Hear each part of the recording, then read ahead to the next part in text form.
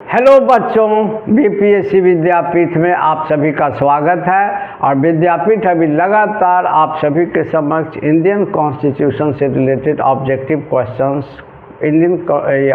Questions को लेकर उपस्थित हो रहा है, जो कॉम्पिटिटिव एग्जाम्स में पूछे गए हैं। और इन्हीं में से क्वेश्चंस आगे पूछे जाते हैं, इन्हीं में से पूछे जाएंगे, केवल इसका एनालिसिस आपके ब्रेन में हो।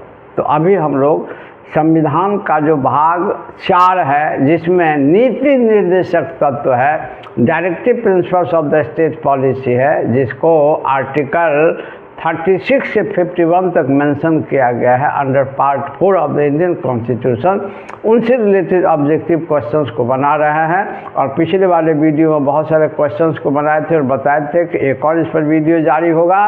तो आज उसी पर हम लोग वीडियो जारी करेंगे और हम लोग डिस्कस करेंगे। जैसे क्वेश्चन नंबर आज का पहला 51 है और पूछ रहा है कि निम्नांकित में किस में पर्यावरण संरक्षण एवं संवर्धन तथा वन एवं वन्य जीव की रक्षा के प्रावधान हैं। यानी इन चारों ऑप्शंस में से किन में पर्यावरण संरक्षण, प्रोटेक्शन या प्रिजर्वेशन ऑफ एनवायरनमेंट और संवर्धन, ग्रोथ भी, तथा वन एवं वन्य जीव, फॉरेस्ट एंड फॉरेस्ट लाइफ को प्रोटेक्ट करने का प्रोविज़न इन चारों ऑप्शंस में किन में है। तो देखिए क्या है। ऑप्शन है केवल राज्य के नीति निर्देशक तत्व में, केवल मूल कर्तव्य में, ए तथा बी दोनों में, संविधान के भाग 3, 4 तथा भाग 4 क में। तो एक्चुअली क्या है कि इसका आंसर होगा आपको सी। इसका आंसर होगा सी, क्योंकि नीति निर्देशक तत्व और मूल कर्तव्य, तो ए में नीति निर्देशक तत्व है और बी में मूल कर्तव्य है। और यहाँ जो है आपको संविधान के भाग 3, 4 तथा भाग 4 को, तो भाग 3 मौलिक अधिकार है, मौलिक अधिकार में इसका कहीं उल्लेख नहीं है। भाग 4 नीति निर्देशक तत्व में है और भाग 4 को मूल कर्तव्य में है। कहाँ?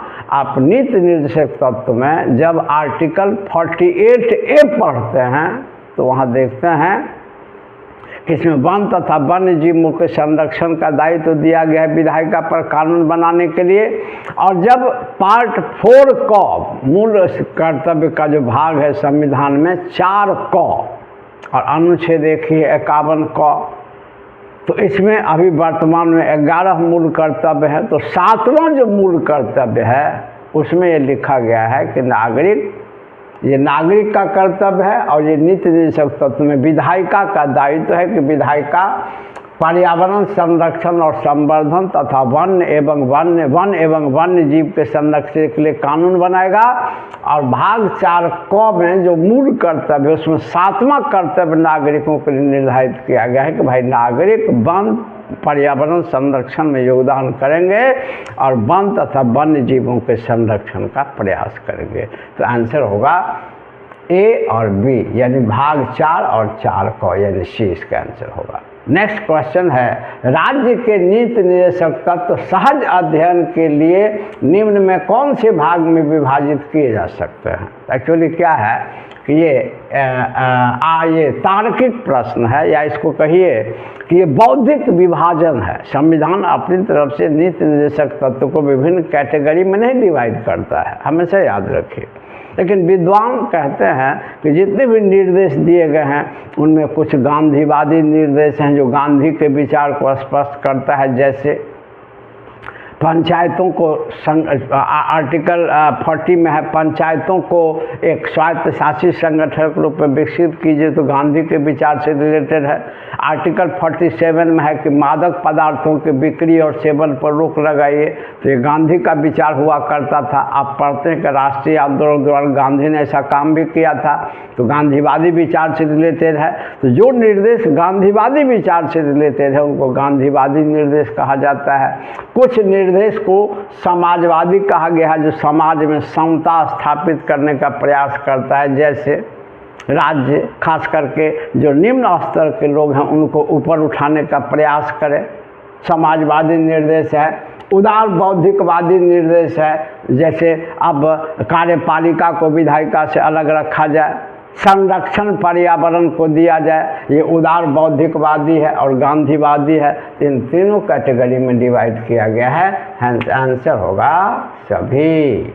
नेक्स्ट क्वेश्चन है, भारतीय संविधान का कौन सा अनुच्छेद भारत की विदेश नीति का निर्धारक है? तो एक क्वेश्चन है कि भारतीय संविधान का कौन सा अनुच्छेद भारत की विदेश नीति का निर्धारक है? तो यह जो प्रश्न है, यह प्रश्न तर्क के द्वारा निकलेगा, क्योंकि डायरेक्टली विदेश नीति के बारे में नहीं कहता है। लेकिन जब आर्टिकल 51 को पढ़ेंगे तो आर्टिकल 51 में क्या कहा गया है कि भारत अपने पड़ोसी देशों के साथ अच्छा संबंध विकसित करेगा, अंतर्राष्ट्रीय स्तर पर शांति व्यवस्था में बढ़ चढ़ कर हिस्सा लेगा। और आज भी भारत शांति व्यवस्था में बढ़ चढ़ कर हिस्सा ले रहा है। अपने पड़ोसी राष्ट्रों के साथ अच्छा संबंध या विभिन्न राष्ट्रों के साथ भी अच्छा संबंध बनाने का प्रयास करता है। युद्ध के लिए अगर कोई गुट गठित होता है तो उसमें भारत साथ नहीं रहता है, अलग हो जाता है। तो आर्टिकल 51 जो निर्देश देता है आर्टिकल 51, ये एक्चुअली भारत विदेशों के प्रति कैसी नीति अपनाएगा या अन्य राष्ट्रों के प्रति कैसी नीति अपनाएगा, उसी का निर्देश है।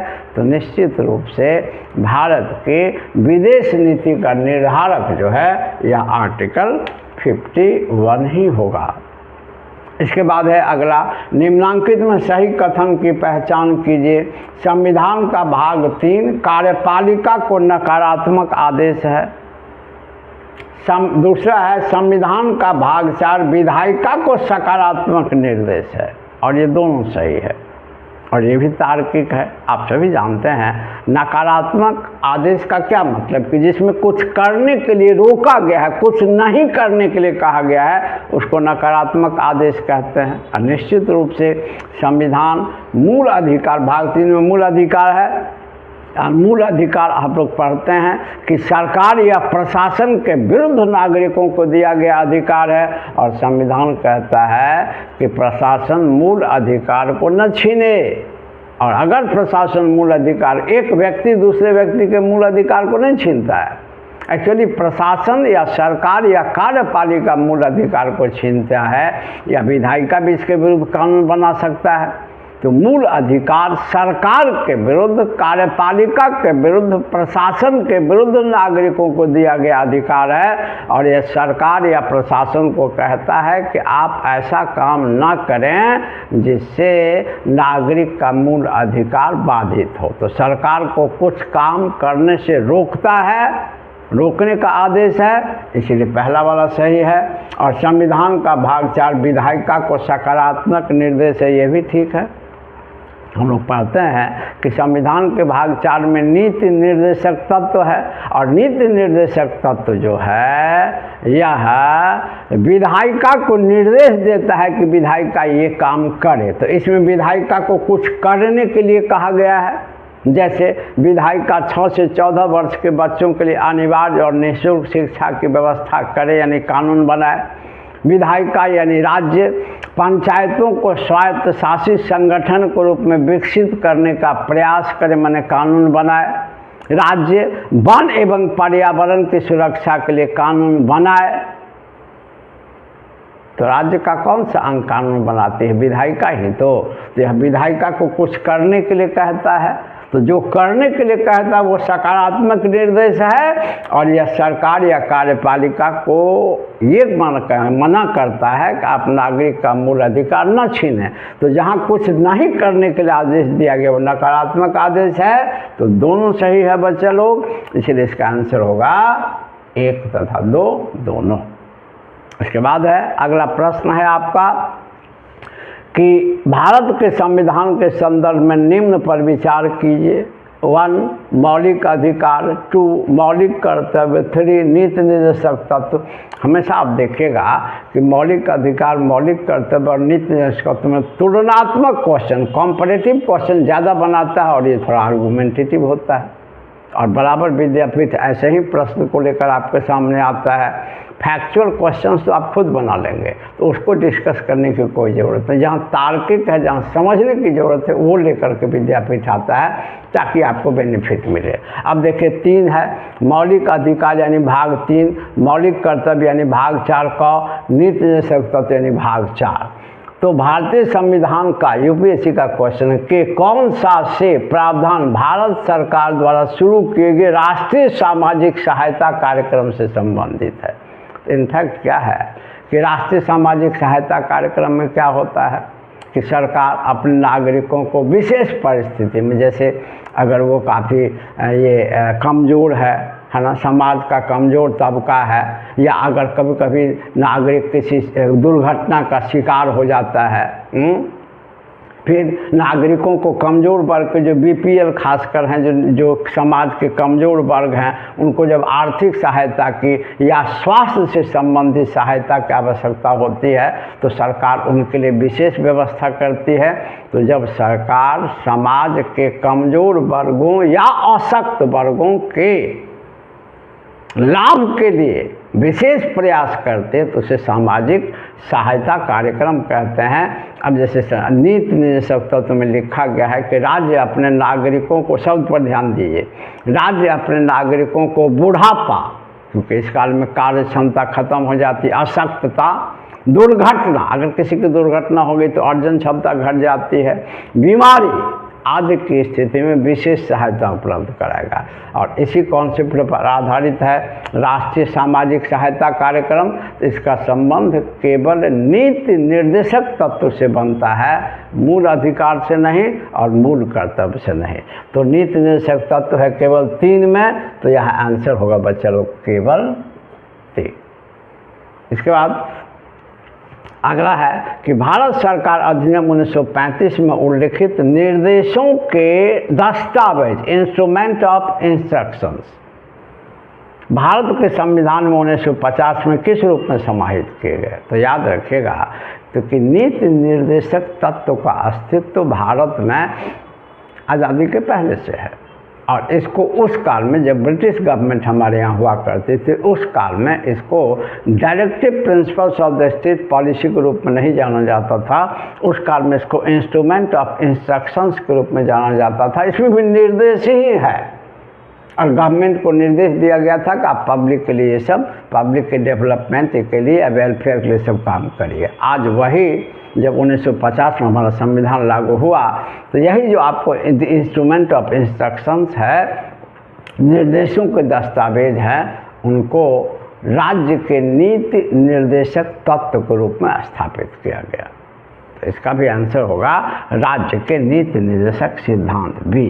इसके बाद है भारत के संविधान के अनुसार देश के शासन में निम्नलिखित में से कौन मूलभूत है, कौन मूलभूत है यानी बेसिक है। तो अब देखिए, मौलिक अधिकार ये शासन का मूलभूत नहीं है, ये नागरिक का मूलभूत अधिकार है। मौलिक कर्तव्य ये सरकार का मूलभूत यानी सरकार का बेसिक वर्क नहीं है, यह नागरिकों का वर्क है। सरकार का बेसिक वर्क क्या होगा, कंट्री के प्रति क्या दायित्व होगा, उसको मेंशन किया गया है आपको नीति निर्देशक तत्व में कि राज्य नागरिकों के लिए ये करे, वो करे, वो करे, सरकार नागरिकों के लिए ये करे, वो करे। तो शासन का आधार सरकार के शासन चलाने या नीति निर्माण का आधारभूत या मूलभूत नीति निर्देशक तत्व है, न कि मूल कर्तव्य और मूल अधिकार, क्योंकि ये दोनों नागरिक के लिए है। और यहाँ पूछ रहा है देश के शासन का मूलभूत है यानी सरकार का मूलभूत है, तो देश के शासन का मूलभूत नियम कैसा होगा, यह कौन बताता है, कौन निर्देश करता है, नीति निर्देशक तत्व। तो इसका आंसर होगा बच्चा लोग राज्य के नीति निर्देशक तत्व। तो आप क्लर्क से लेकर के गजेटेड तक के जितने भी प्राइम क्वेश्चंस पूछे जाते हैं सभी को हम लोग टॉपिक वाइज डिस्कस करते हैं, जो आपके लिए काफ़ी बेनिफिशियल होता है। ठीक है, और फिर इसी प्रकार के अगर आपको कंटेंट विद्यापीठ का अच्छा लगता हो तो आप इसको चैनल को सब्सक्राइब जरूर करें, वीडियो को लाइक और शेयर जरूर करें, और फिर अगले टॉपिक को लेकर के विद्यापीठ तुरंत उपस्थित होगा। तब तक के लिए धन्यवाद।